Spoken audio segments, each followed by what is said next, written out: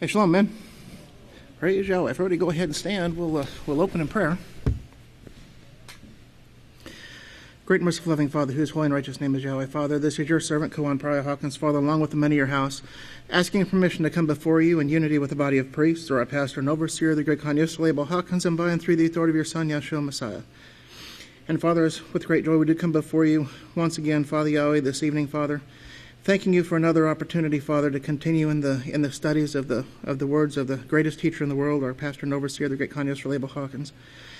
And we do pray that as we go forth in our studies this evening, Father Yahweh, that you'd bless us, Father Yahweh, with wisdom, understanding, and knowledge, Father Yahweh, and that you would help us to see the things that he told us about years ago, Father Yahweh, are coming to pass in the exact detail, Father Yahweh, in the way that he said that they would. And we see, Father Yahweh, that the world is beginning to see these things, and we know, Father Yahweh, that the end is drawing near, Father, and we just pray that you would help us, Father Yahweh, in our efforts in standing strong, Father Yahweh, and bless us, Father Yahweh, to help us speedily to set our minds, Father Yahweh, in overcoming any and all sin, Father Yahweh, anything that would separate us from you, so that we can, Father, take on your perfect, righteous character and be found worthy to serve you and your people forever. We do love you, Father Yahweh, do praise you, and we do thank you, and we do ask all of these blessings in the name of your Son, Yahshua Messiah, and being seated the witness, Yisrayl, and in unity with the body of priests, hallelujah, Yahweh. Praise Yahweh. Everybody, please go ahead and be seated. We're going to be continuing our studies this evening in the 12th book of Yisrayl, part 2, Menorah, he who rules as Yisrayl, the 12th book of Yisrayl, he who rules as Yahweh. And we'll be starting off here, and we'll be covering chapter 5 this evening. And the title of this sermon that he gave, this was back in August, 8th Roman month, the 11th day of 2012. So it's coming up on 2 years old. So remember the articles that we're seeing in here. Remember a lot of the statistics and a lot of the things that we're going to be reading, are 2 years old. And we know just from looking at the news, from looking at the world events, things aren't getting better. They're proceeding, they're continuing to get worse and worse. And the microorganisms, as is covered in great detail in this chapter here, the microorganisms that make up the firmament are sick. And they're getting sicker as each day goes by, and it's because of the sins. It's because of what mankind is practicing. It's because of the iniquity that abounds in these last days, the pushing aside of the law of Yahweh, as we'll see here in just a little bit. But the microorganisms that make up the firmament are sick from STDs from mankind. And it's interesting when you mention at times, the reason for some of the diseases that are out there. And if you ever tell anybody that the root cause of these STDs, or the root cause of these diseases, of these birth defects, of the problems that we see in the world are all from sexually transmitted diseases as their basis, I've had somebody very close to me actually kind of blow up. This individual, just couldn't believe and just couldn't believe that this is what was being said and what was being taught. But yet it's it's undeniable. It's the proof. And what had taken place is this individual, these people, the people that blow up with these things, they want to hang on to sin. They want to hang on to these things. They don't want to give these things up. And this is partially why they don't want to accept, they don't want to accept the explanation for these things, because if they found out that their adultery, their fornication, their bestiality, their sodomy, if they found out these things were what was causing all the problems in the world, then they would have to stop. So they choose to ignore it. They choose not to believe it.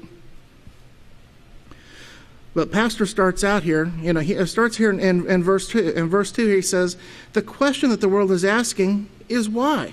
Why? They don't know why. They know these things are coming, but they're asking the question why. Why would these things be going on?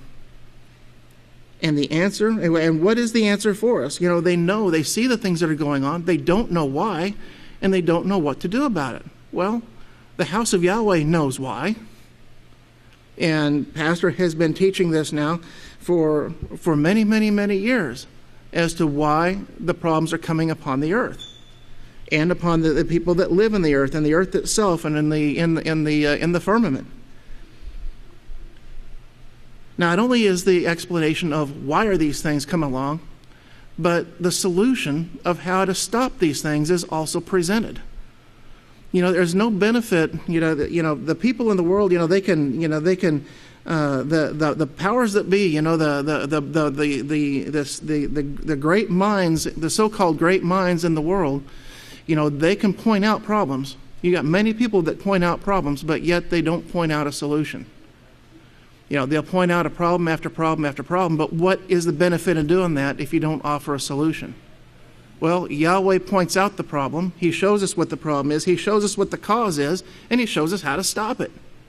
And it's up to us to take hold of that, and this is what we're training for, because we've got to remember that, Yahweh is trying to show the world and wants the world to know that the things that they see, the things that they're experiencing are coming upon them because of their actions. Remember what the scripture says. It says, a curse causeless will not come. So the global warming, the birth defects, the sickness, the disease, the cancer, all of these things are not naturally occurring in the world as they want you to see, or as they want you to say, as they want to say. But there is a reason that they're coming about. Well, Pastor shows here, he says, the world, they don't have the answers, but Yahweh has the answers. They don't want it right now, but the one thing about it is, at this time, the drought, the violence is increasing along with the sickness and the disease, and it's finally got the attention now of the whole world. Now, Pastor just showed us a map of the United States, of where the drought lies within the United States. And it's getting worse. It's not getting better. In fact, the drought is it's affecting the entire world. But in verse 3, Pastor says here, he says, Yahweh wants you, and of course, he wants the world to know what they're bringing on themselves. And this is a great lesson. This is a great lesson that's being taught. Our forefathers, they chose to rebel against Yahweh's laws. Remember there in the book of Samuel, when the elders went to Samuel.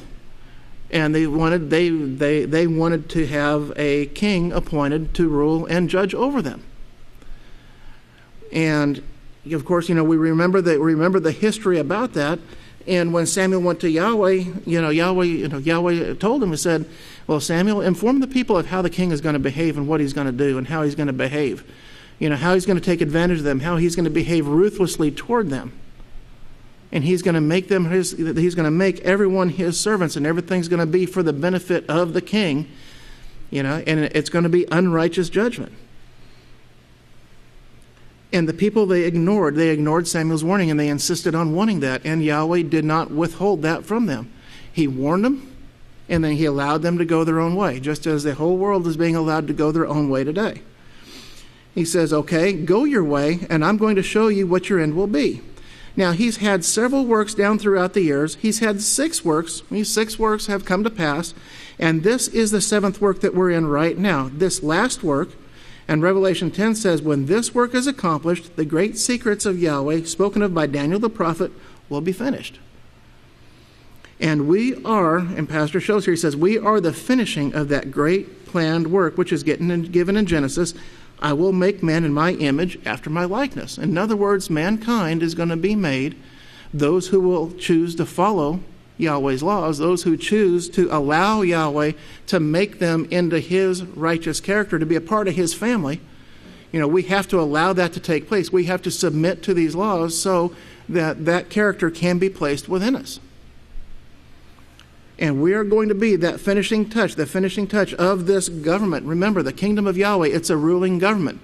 It's a perfect government based upon perfect laws. Now, Noah, he says here, Noah, NOAA, this is the National Oceanic and Atmospheric Administration, has scientifically proven that the droughts are caused by man. Has scientifically proven that droughts are caused by man. And then, Pastor, he shows about these flesh-eating bugs. Now, this is not new, but it seems like that it's increasing. And these bugs, remember what these bugs are. It's this bacteria. And remember how small bacteria are. Bacteria are very, very, very small. You can get many hundreds of thousands of them on the head of a pin. That's how small they are. And remember what they're finding, what the scientists are now finding that are in the atmosphere or in the firmament. What are they finding? They're finding these microorganisms. They're finding these bacteria. They're finding bacteria all throughout. It's not limited to water here, as Pastor was saying. He showed here, he says they were saying that he says you get them around warm water. Now, this could change at any time. We could start getting those anywhere and everywhere because they're breeding and mutating, and this is what you've got to keep in mind. Now, remember, this is 2 years ago. And, these things are continuing. The breeding and the mutating of these microorganisms hasn't stopped. It's continued to grow. Now, this is what's occurred, and it's not going just in the earth, in the water, but it's going into the atmosphere. Remember the study that was done by NASA, and they took air samples at, and I don't remember how high, 30,000 feet, 60,000 feet. I don't remember what the altitude was, but they saw that it was teeming with live bacteria. And Pastor had been saying this, teaching us this for years, and science is now finding these things out. Now, the firmament that Yahweh made to protect and feed the earth, to feed mankind, to protect mankind, and to give him just enough sunshine, enough rain, but not too much rain, everything is governed by the firmament that comes to mankind. And, of course, we've got to have those things from the sun and from the moon and from the stars and from the firmament. So, Pastor, he pointed out just recently here at the feast, remember he said that there are little microorganisms in the center of every snowflake. Remember that? And that microorganism is responsible for the shaping and for the forming of that snowflake. Just as the microorganisms are responsible for the formation of raindrops, for the regulation of the different types of sunlight, the ultraviolet light that comes down, all of those things are regulated by these microorganisms. And these beings, they have minds, they think, they have a job to do. Well, in verse 8 here, he says, I think I have one of these articles, Microbes Make the Best Climate Changers. Now, this was from February of 2008. So this article is even a little bit older than the sermon here that we're studying here. But this individual, his name was Fraser Cain. And he says here that these tiny microbes have been modifying our climate for billions of years, and unless we learn how to work with them, we could be fighting a losing battle to get our greenhouse emissions under control. Remember what Pastor's been bringing out about about us, having to come into complete unity with Yahweh so that these microorganisms can know that they can trust us, that we are not going to bring harm to them. And the only way that they're going to know that is when we do come to complete unity with Yahweh's and his laws. They're going to know that. And once they see that, they're going to know that they can completely trust us, and then they will be obedient to the things that we will have them to do. But this guy, Fraser Crane here, he says, now in verse 10 here, he says, in fact, unless we deeply understand how these microbes do their work, we might be fighting a losing battle to control climate change. As we warm the planet, we don't know what impact microbes might play to slow or maybe even accelerate our actions. I can remember being in biology or chemistry, certain reactions will take place in certain temperature confines, in certain temperature ranges. You may have certain bacteria that do not grow very well at all in cold temperature. In fact, they may slow to a crawl. But when they are heated up, then they accelerate and they reproduce and their actions and stuff are greatly accelerated. And this is what he's saying here. As we warm the planet, we don't know what impact this might play to slow down. It might slow them down, but it could very well speed things up. Well, they know this now, and they know that we put out this truth. Well, we got ours, Pastor says, from the great wisdom of Yahweh. And Pastor brought out the real cause of global warming before any studies even came out about the microbes, about these microorganisms. And if you remember, the House of Yahweh was laughed at, Pastor was ridiculed, but now science is proving exactly what Pastor said.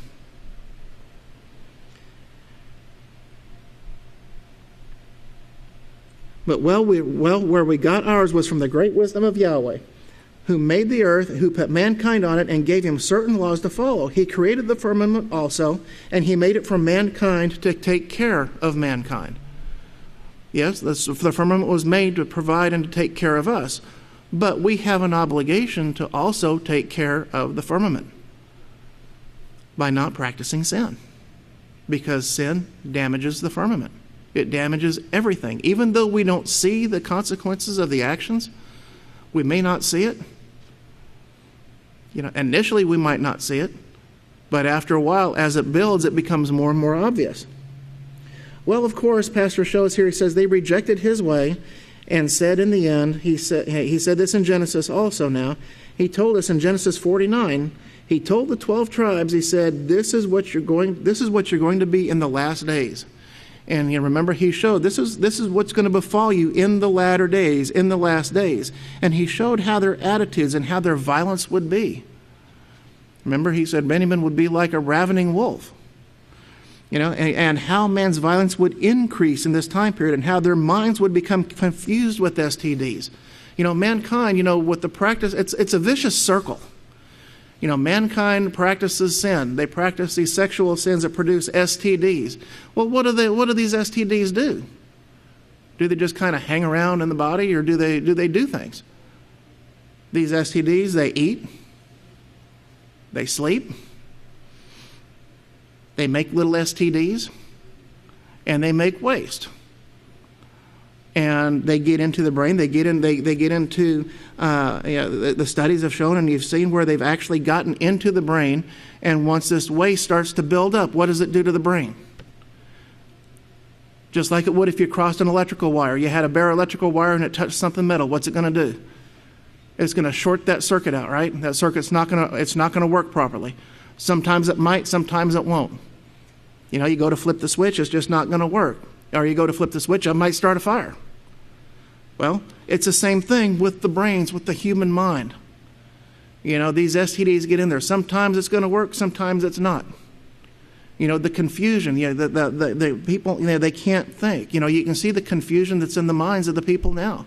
And these are the people that Pastor has pointed out, that are leading the nation. They're the ones that are in control of the armies. They're the ones that are in control of the nuclear weapons. And they can't make a rational decision.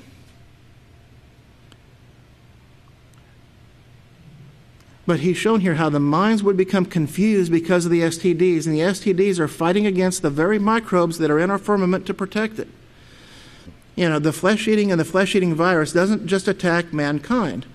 Pastor shows here, he says it does come, this flesh-eating bacteria, he says it does come, this virus, he says it does come from STDs, and it's made from STDs, and I can prove that to you from the scientific articles. It lives out in the air, out in the water, and so forth. It attacks the microbes of any kind, just like the STDs do. Now, remember the clip that was shown? I think it was shown shortly after this sermon, but it showed how these STDs will actually invade another cell. How they, how, as Pastor put it here, they actually raped these other cells. Well, that's what they do, and they really think, and they think of this as just working here on earth, but these cells that we're breathing in and out right now, you can't see them, but the STDs are as small, and they are as small as these other cells are, and they attack those cells, and they mutate, and they're messing up the way the micro kingdoms work. It causes confusion in that micro kingdom. Well, what is taking place in the micro kingdoms right now at the firmament is the mutations can't do the work that the original microbes were designed to do. The original microbes were designed to create raindrops, to make those raindrops fall in a fashion slowly, where it would water the earth without floods and without great floods. And remember, Pastor brought out an article, and he said that this individual said that no longer are we going to have the nice, slow, steady rains that we once experienced. And that, again, is because of these STDs, because of the confusion. That's because of the microbes in the firmament. They can't do the job that they were set up to do. Now, down in verse 16, the scriptures Yahweh gave in Genesis, he put mankind to guard the universe, the firmament, the earth, the firmament, everything that goes with making life for mankind. And if you remember, Pastor brought out about protecting the food supply, several years ago. Well, part of protecting the food supply is making sure we protect these microbes as well. Make sure that we don't have a part in mutating these microbes. But he put mankind to guard it. I know it's like putting the fox in charge of the chicken house, and of course the chickens are all going to disappear along with the fox. Well, that's what Yahweh said he would allow, and you should remember that now. So take note. You got to remember this because Yahweh is teaching this lesson, so you will never forget it. We've got to remember everything that mankind is going through right now is temporary. Okay, it's completely temporary because all those who were never called are going to be given an opportunity at the second resurrection. They are going to be resurrected, and they are going to be brought up. They're going to be resurrected by those who qualify. By those, as Pastor said, who qualify, and they're going to be resurrected with clear minds, without confusion, and they're going to be able to see the benefit of Yahweh's laws, and they're going to be able to compare that with the hell that they brought on the earth through their sins. And at that point, they're going to be given, you see, I've set before you this day, life by righteousness and death and destruction. They're going to have those two histories before them. And they're going to be told at that point, therefore choose life. Make your choice, but you're free agents to choose which way that you want to go.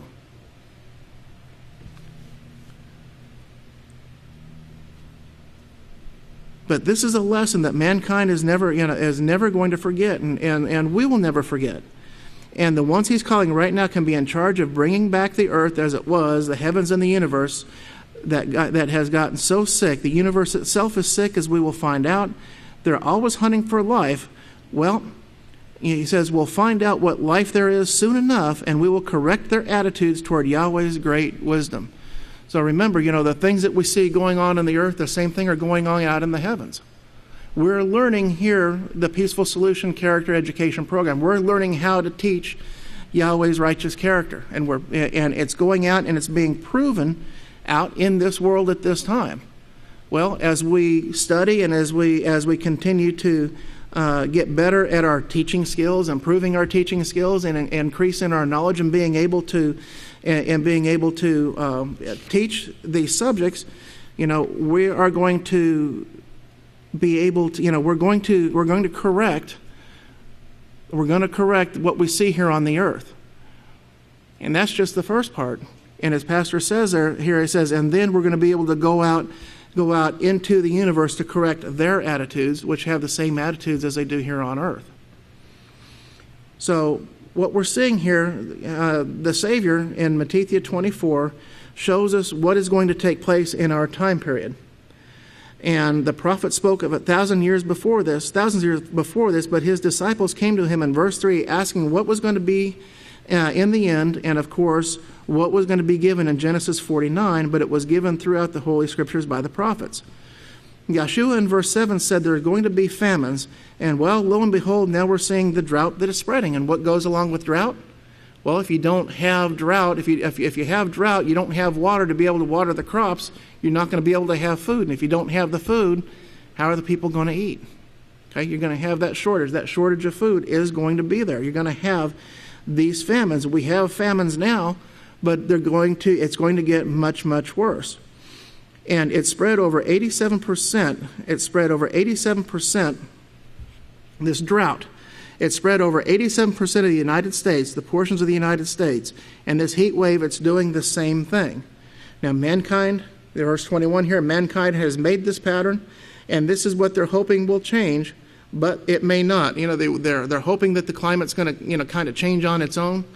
But it might do it, Pastor showed here. He said, and it might not. He says it's fighting to correct itself, but it's being overwhelmed with the raping, mutating that's going on by these viruses that you see now.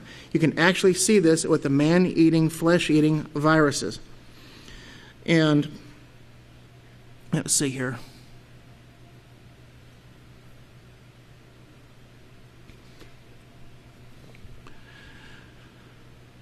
In verse 24, now the prophet said that the mountains are going to melt with fervent heat. Now, this was speaking of nuclear bombs, and Pastor even brought out more about this great burning that's going to take place and how it's going to take place. And it's going to be much more violent and much more widespread than these nuclear bombs. But at the same time, those bombs are also going to add to this problem that we already have that's going to compound the issue when we see these nuclear weapons go off. In Matthew 24:12, and because iniquity will abound, it will take a great leap forward in this time period, which it has, the pushing aside of the laws of Yahweh, the promoting of sin, the promoting of iniquity, the promoting of the promoting of this bestiality, of this sodomy, is being promoted. I think I just read, there was an article I just read, I think it came out today, I think there are now 18 states that have recognized same-sex marriage. I think that just came out today. There were 17, but I think the 18th was, Michigan, today. Well, we see here, just as it was in the days of Noah, so will also be the coming of the Son of Man. The days of Noah, if you want to write this down, it's the days when the earth was filled with violence, and every thought and the intent of man's heart was on evil continually, much as it is today. I mean, it hasn't changed. It's the thought of man's heart is on evil continually. Also, in the same time period, we see this increase in knowledge with the invention of television, entertainment, music. We see all of this has helped push this iniquity, has helped push this lawlessness that we see. But in Genesis, it shows that the very thing that the days of Noah and Yahshua said was going to be shall be at the same now at my coming. How could Yahshua have known there would be fountain, famine, and food shortages, and nation against nation and kingdom against kingdom? Well, it was through the laws and the prophets. Could you predict, and Pastor, he shows here, he says, can you predict what's going to take place tomorrow? Can we predict what's going to take place in the next 5 minutes or the next 2 minutes? We can't do that. Yahweh can, but we can't.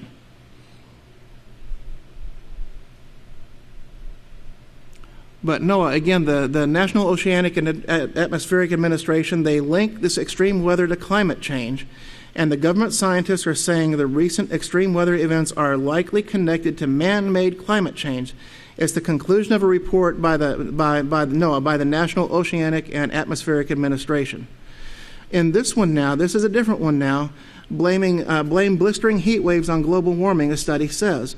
The relentless weather gone crazy type of heat that has blistered the United States and other parts of the world in recent years is so rare that it can't be anything but man-made global warming. You see, the scientists are even acknowledging that it is man-made, that these are man-made.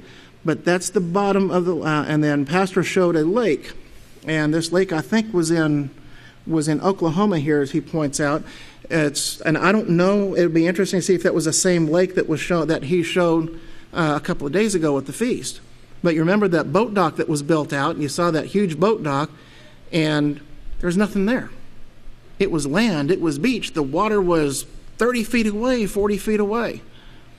And we're seeing this more and more and more. The lakes are drying up. This relentless type of heat that has blistered the United States and other parts of the world in recent years is due to man-made global warming. A new study from a top government scientist says. This is what it's from. It's from, they understand, they realize that it's man-made. I am so glad that they're admitting this because it makes my job so much easier now. We put out that article in 2007. Well, here we are in 2014.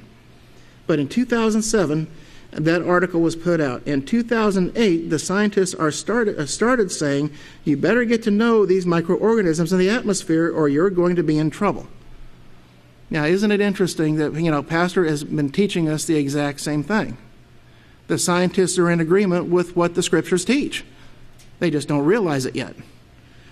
But we have to get to know these microorganisms in the atmosphere or we're going to be in trouble. We have to prove again to them that they can trust us so that they can be, they can do their jobs. Verse 40 here, now this one along with this, and remember what Yeshua said about the disease epidemics. It says 158 cases of new swine flu strains from pigs, a new strain of swine flu, and it shows the pictures of the pig pens there, and it says, don't pet the pigs. Okay, the sign says don't pet them, but you can eat them, but don't pet them. Don't touch them. West Nile virus prompts a public health emergency in Dallas County. It has killed 9 people already. That West Nile virus did not come from mosquitoes. It came from men whose bodies were screwed up through sin, through the practice of sin and iniquity. Well, men, may Yahweh be with you and bless you. And if everybody will please stand, I'm going to turn the services of the class over to the great Kohan, Kanani Hawkins. Praise Yahweh. Shalom, man. You may be seated. How's everybody faring in this nice, toasty Texas spring weather? 100 degrees, 98 degrees, but praise Yahweh for it. I think I'm the kind of person I'd rather have 98 degrees than minus 9 degrees. So praise Yahweh. So we're going to continue on here in this 12th book of Yisrayl, part 2. We're in chapter 5. The microorganisms that make up the firmament are sick from STDs in mankind. And of course, some scientists, Pastor read an article here. He talks about one of the particular men here from NOAA that the Great Khan went over, National Oceanic and Atmospheric Administration, who is finally acknowledging and admitting that these things that are taking place within our firmament, within the oceans and so forth, they're the results of the curses of mankind, the sins of mankind, the kingdoms, the micro kingdoms. They don't have the capacity to create these diseases. They don't have the ability. They're not designed. Remember at the very beginning, in Genesis chapter 1, we'll just read, look at something like, you can take any one of the first 6 days of creation, and you can look at, let's just say, verse 12. And the earth produced vegetation, seed-bearing plants according to their kind, and seed-bearing trees according to their kind, and Yahweh saw that it was right. In other words, it was righteous. It was perfect in the way that it was created. Now, you see that it was the earth that did that. It created these seed-bearing trees, these seed-bearing plants, everything according to its kind. It was the kingdoms in the dust of the earth that brought these things about. And so Yahweh made these things to support life, to support mankind, so that he can have life and life abundantly, enjoy his food, from the earth we get our clothing, we get our drink, everything we have, if we really think about it, even the artificial or the man-made things, it all comes forth from the earth. We're not grabbing it from any place else. They're elements and things and minerals and so forth that come out of the earth. They're mined and they're synthesized and they're put together and they made alloys and things like that. Like Pastor once said, Yahweh created iron, but he didn't create the Cadillac. The Cadillac came from man. The iron Yahweh put in the earth, the ore that mankind had to go in and mine out, and then hammer it out and melt it or smelt it and mix it with different other minerals and so forth, and then he created the iron or the steel in order to create the panels for automobiles and castings for engine blocks and so forth. So Yahweh's given mankind everything that we need to support life, to have a joyous life, to have houses to live in, and now we have transportation and so forth. But mankind, he's taken all of these blessings that Yahweh's given us, and we've kindly turned it to God worship. We've turned it to things that bring forth death. We've turned it to wickedness, things that just support the filthy greed of mankind, desiring the love of money and anything that he can do to pursue it. Even if it means taking the life of his neighbor, mankind doesn't have a problem with that. If that's a sacrifice that has to pay, well, some people just have to give their lives. That's their mindset with these things. Let's look over here to, let's push over to verse 50 on page 39, in case you're just joining us. Again, we're in the 12th book of Yisrayl, part 2, Menorah, chapter 5 on page 39, and we're picking up here in verse 50. And Pastor says, according to some scientists, the black hole is a garbage container for everything. The black hole, garbage container for everything. And a lot of scientists are finding that these things are not always, of course, everything's kind of spotty, and Yahweh allows them into, to see a little bit here and there. They're just starting to get a little bit further out as they go. But let's see if I can zoom in on this here. Just to give you an idea, this is a picture of a galaxy, NGC 5128. And it's revealing the ghostly jets of a giant black hole. Oops, there we go. Ghostly jets of a giant black hole, the mass of 55 million suns. All right, that's how dense it is. That's how massive that black hole is. And a black hole, you look at it, it's kind of like, you can consider the black hole like the wind, okay? Because the scientist says, well, if black holes are black, then what are we looking at? These things have extremely, extremely powerful gravitational forces. And Pastor says these things might be used, as he said here, as the garbage container for everything. And whatever goes through that thing, they don't know where it is, but it disappears and it's never seen again. Even light. You know, that's how strong the gravitational pull of a black hole is. When you think about light, we think about light and we see, oh, light. Okay, we can look up at the ceiling here and we can see these light bulbs. They're illuminated and they're casting off light. But you can't see the light that's coming from the bulbs to other, carrying through the air and lighting things up. But you see the effect that the light has on the objects in the room. Why? Because those objects reflect the light. Just like wind. You can't see wind. You can't, if it wasn't for the debris that was picked up during a tornado, you wouldn't see the tornado. Because the tornado is made up of wind. The wind. But when it picks up the dust and the mobile homes and the cars and the cows and whatever is in its path, then that's when you start to see the shape of that thing. And so like Yeshua says, you can't see the wind, but you can see the effects of it. And he compared that to Spirit Holy. Well, it's the same thing with light. You can see the effects that light has on things when it reflects light, reflects off of that object that it's shining on. And so, but even those photons, those little microorganisms, yes, microorganisms that actually make up light, everything is made up of something smaller, a smaller particle, a kingdom of something that Yahweh designed to do its job so that we can have life, so that we can enjoy life. We don't have to go fumbling around like a groundhog or some type of blind animal that can't see. Oh, I don't know if a groundhog can't see.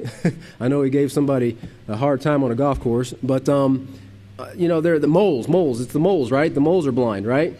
They tunnel through the ground, but they enjoy their life and not being able to see. People compare, blind as a bat and so forth. We're able to see a lot of these things, or we're able to see if, our eyes are healthy and there's no injury or defect or anything. And the beauty that Yahweh's given us in His creation, the trees and the waters and the scenery that only Yahweh can create, the beautiful faces of our brothers, to see the face of our pastor, to read the book of Yahweh and so forth. All these things are available because Yahweh created a smaller kingdom to do that job. In your eye, you have how many thousands of microorganisms and kingdoms within the eye that control the iris, that control the pupil, that control the muscles that cause the eye to turn, when that electrical signal is there, that do a job, the nictitating membranes, I believe they're called, that keep the eye lubricated so it doesn't get all dried out and cracked and everything.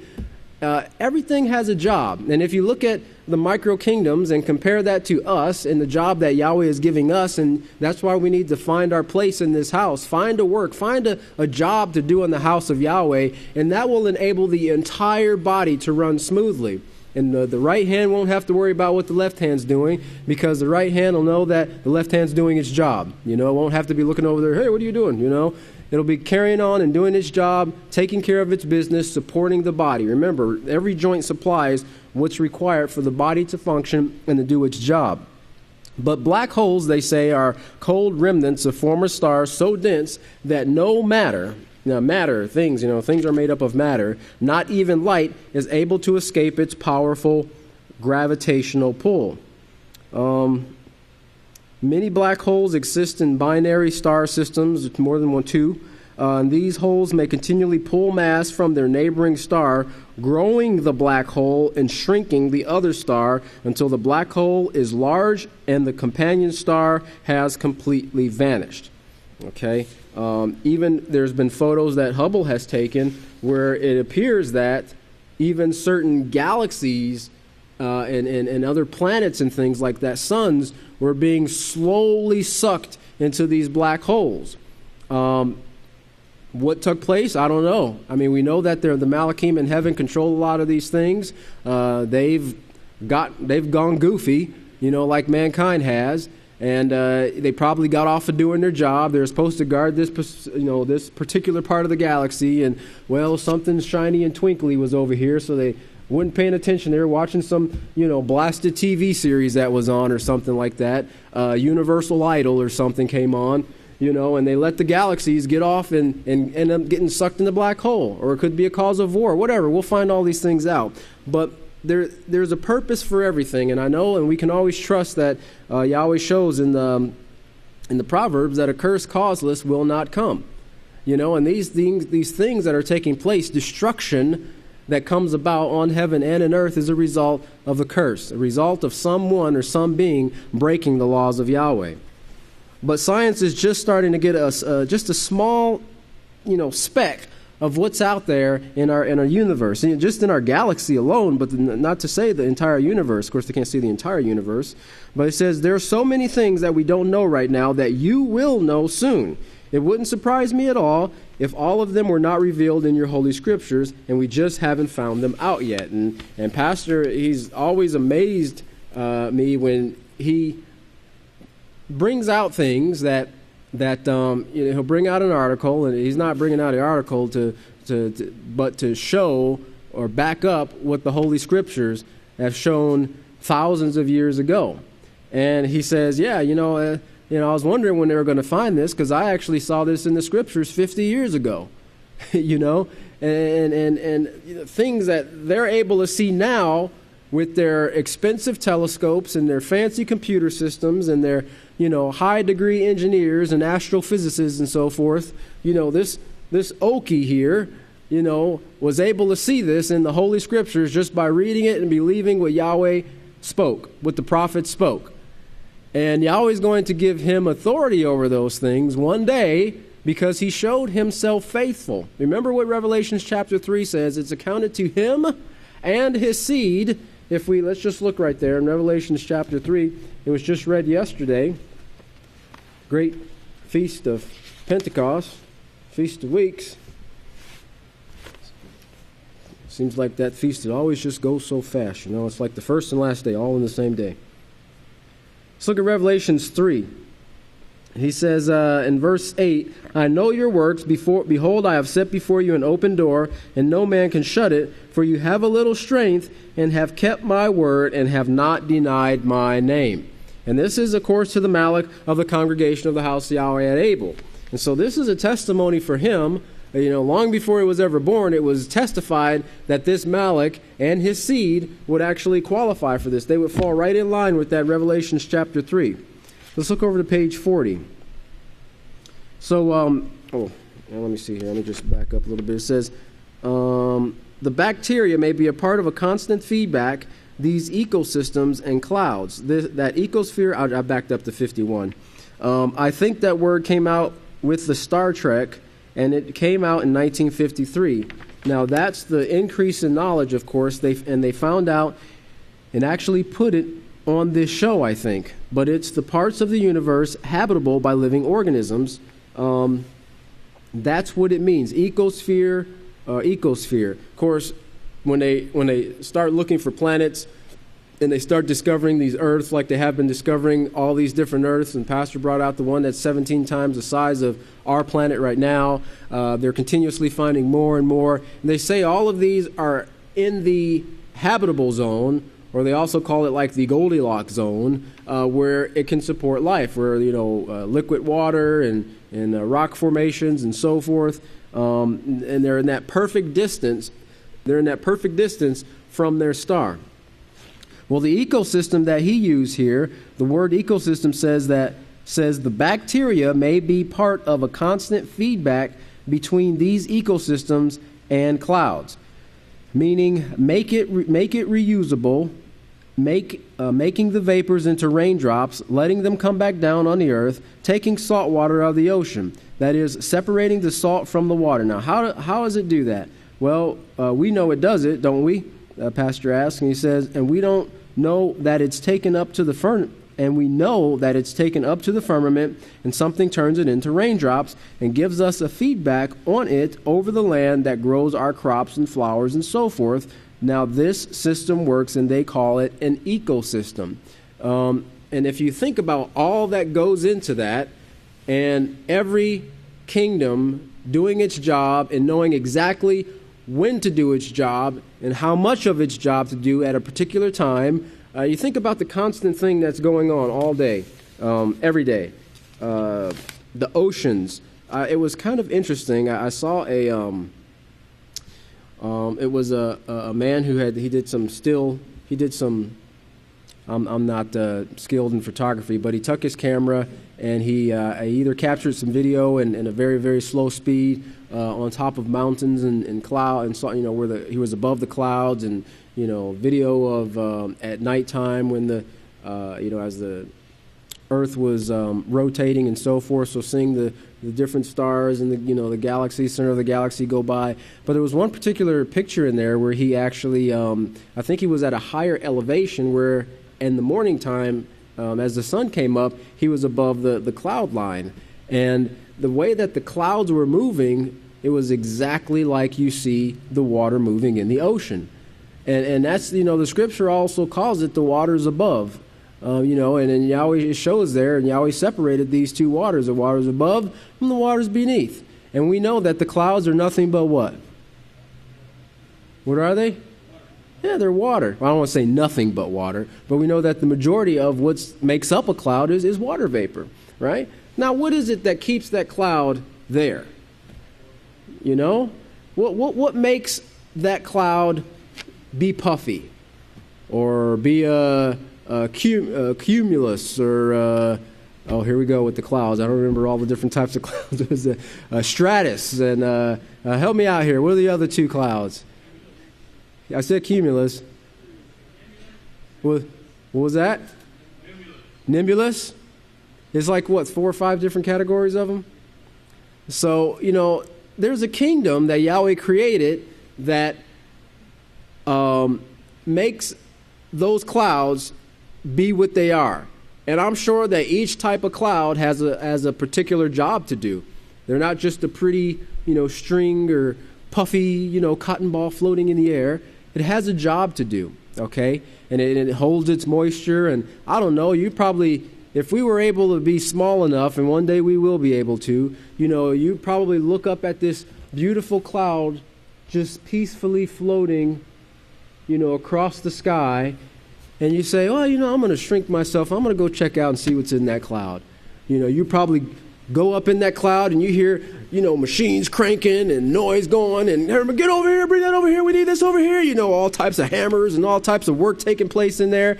All these microorganisms running around and doing their job. But on the outside, it's just this peaceful cloud going by, But there's all types of work taking place in there because the kingdoms are doing their jobs. They're doing what they need to supply that cloud what it needs to do its job at a later time, whether it's transfer something else to another cloud, whether it's to gather up moisture over a particular part of the land, or whether it's to receive information from the microorganisms that are in the ground, that are shooting out signals from the grass, from the trees, from the plants, from the water, whatever it is. There's a constant feedback, a communication that takes place all over the earth continuously. And it has to be that way in order for our earth to function. Otherwise, how would the clouds know where to drop the rain?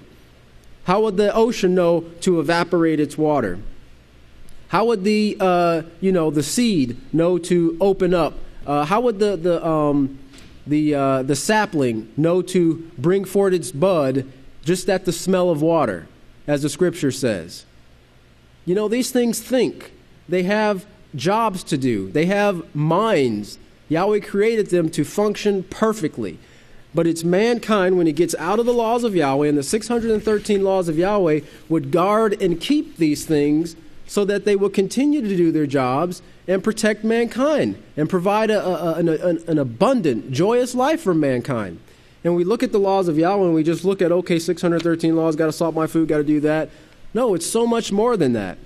And this is part of where our believing without seeing, okay, you don't understand every single law and its purpose, but know that that law, when it's kept, it supports life. When it's broken, it brings forth death.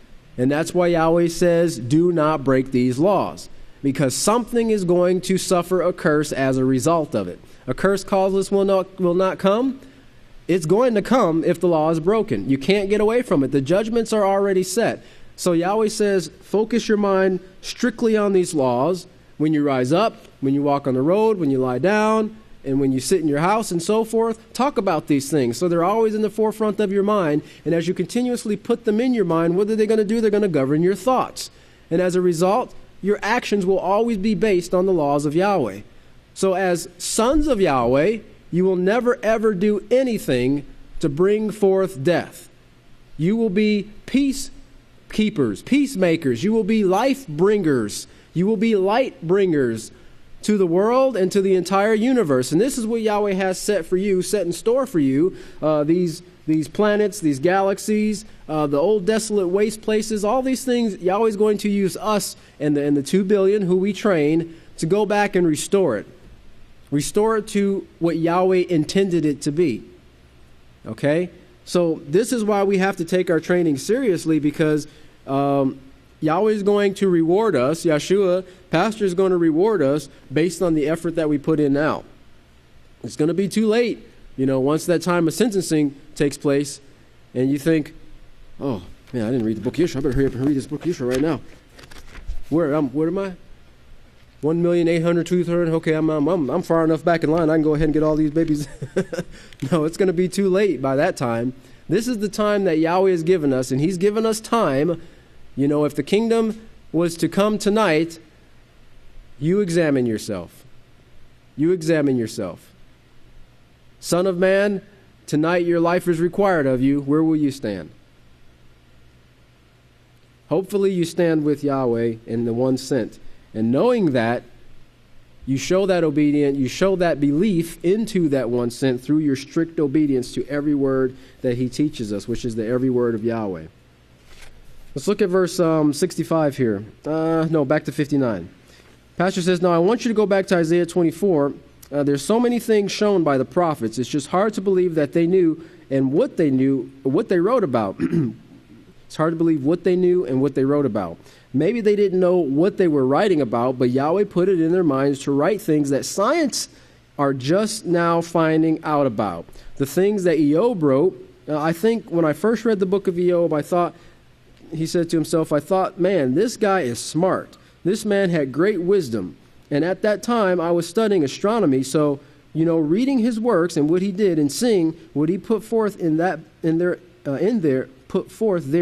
book, I said, man, this guy, without a telescope, he knows more than these books I am reading right now. Now, notice what he said there. He said, when he was reading the book of Eob, he thought, man, this guy is smart. He wasn't looking at some basketball player or some, they didn't have race cars back then. I don't think they would have went more than 25 miles an hour anyway, or horse racers, or, he wasn't into foolishness. He wasn't into looking after the gods. And in the world right now, they lift up the gods and say, man, that guy, oh, man, he's great. He's rich. Hey, that guy must be smart. He's got a big house, really big house. He looked to the great men in the scriptures. Those were his role models. His parents who taught him righteousness were his role models. Those were the people he was trying to emulate. Not the foolishness in the world that comes and passes with time, and they all do. Pharaoh was a great man in his day. King Tut was a great man in his day. All these men were great in their day, but where are they now? And what legacy did they leave behind? Mostly death and destruction. But these men in the Scriptures, these great great prophets, these great priests, one thing we know, as the Scripture testify of several of them, you'll see them in the kingdom, but unless you overcome, unless you repent, convert, you'll see them, yeah, and they're going to judge you and say, no, you're not worthy. Cast them out where there's weeping and gnashing of teeth. Yeah, and their name will go on throughout all eternity for standing fast for righteousness. And yours will too, if you take hold of this great opportunity that Yahweh is giving you in these last days, only giving it to one group, one era, one house, one work, the house of Yahweh. And if you take it seriously, Yahweh will excel you, brother. Look at Psalms chapter 8. He will boost you so high, you know, that if your head got as big as he was going to boost you, you probably need your own galaxy. That's how much he's going to lift you up. Yahweh is bragging on us, as a father does his son that he takes such great delight in when he sees him learning and starting to practice and take on certain mannerisms and characteristics, and he's listening to what his father is saying, and his father's saying, yes, okay, the boy is taking the helm. He's doing it. I don't have to tell him to do it anymore. He's doing it. He wants to do it himself. It brings such great joy, and Yahweh's seeing that in his children when we start to, take the bull by the horn, so to speak, and then start doing it. If somebody has to constantly tell you what to do, and I don't mean teach you.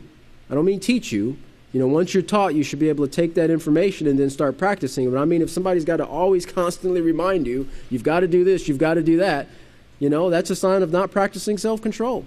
You're not taking the effort to put it in the forefront of your mind to remember it so that you can do it. And that's kind of a mental laziness that a lot of us have learned from the world. It's something that we have to acknowledge, and then once we acknowledge that it's a problem, then we can start taking the steps to fix it, okay? So, I mean, if a person's in that predicament, just know that you can change and put forth the effort, and Yahweh will bless you. Well, look at verses 5 and 6 of Psalms 8. For you have made him, speaking of mankind, a little lower than the Malachim, but you will crown him, that is, give him authority with glory and honor. You have made him to be ruler over the works of your hands, and you will put all things under his feet, all things in unity with our high priest and our overseer, our pastor, not equal with him, but in unity with him, like we ought to be in unity with Yahweh. And Yahweh will be able to trust us, like the great Kahan read in his part, or talked about in his part, the micro kingdoms will be able to trust us.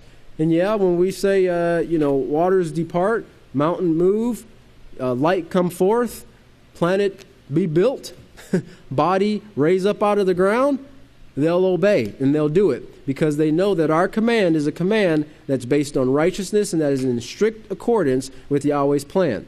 And we will never misguide them, we will never misuse them, and so they will trust us and they will follow. The sheep will hear our voice. Let's look at verse 65. Pastor says, and by the way, the heavens was never promised as a reward, and keep this in mind. Keep this in mind, as we read Tithia 6:33, seek first the kingdom of Yahweh and his righteousness. But righteousness, there's no promise in there that your reward is heaven. Your reward is righteousness. And of course, that righteousness is the character of Yahweh. The character of Yahweh, being able to rule as Yahweh rules, being able to serve and govern the way that Yahweh does. What more could you want? What more could you want than to be like Yahweh? Shouldn't be anything else that we're striving, brother. The things that are in this world right now, the suffering and the sorrows, the hardships, the trials, the setback, they're not going to be that way forever. We're not going to have to struggle continuously throughout all eternity. We're not going to have the aches and pains throughout all eternity. Yahweh is going to give us life abundant, and the righteous character that he is putting within us right now is going to enable us to function and carry on life just like he will, just like he does.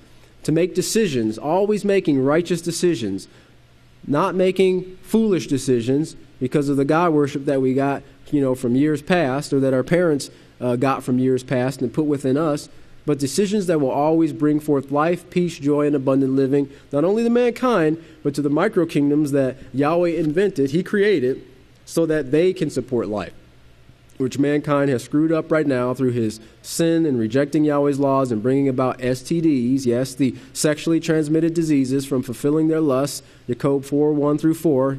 It causes this war because it's at enmity, the war against the laws of Yahweh. Well, we're going to set it aright through righteousness, but strict, steadfast righteousness must be within our hearts. It must be on our part so that Yahweh can see, and as the Scripture talks about, will be fulfilled. Your servants will have proved themselves obedient to you on the day you go forth in power. And that's us. That's speaking of us in this house of Yahweh. So may Yahweh bless your understanding. Law, please stand.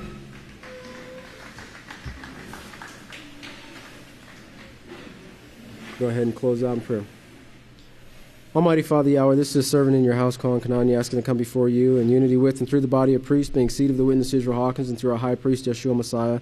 Father Yahweh, do thank you for this day, this prep day, Father, as we prepare to enter into your Sabbath. I do thank you for this class, Father, and the men who are able to join with us here, Father Yahweh, here at Abel, and also who are watching online, Father. I pray that you'll strengthen their hearts and their minds, that they may grow in righteousness and develop your character, Father. Please allow them to see their shortcomings. Help us all to see our shortcomings and our faults, Father, so that we can confess these things and get them out of our lives and convert and bring forth fruits befitting repentance, Father Yahweh, because our desire is to see these wars, the pain, the suffering, the sin, the sickness, the disease, the starvation, the famine, even in the micro-kingdoms, Father Yahweh, in the firmament and the dust of the earth, Father Yahweh. Our desire is to see all this suffering stop and put to an end and never be again.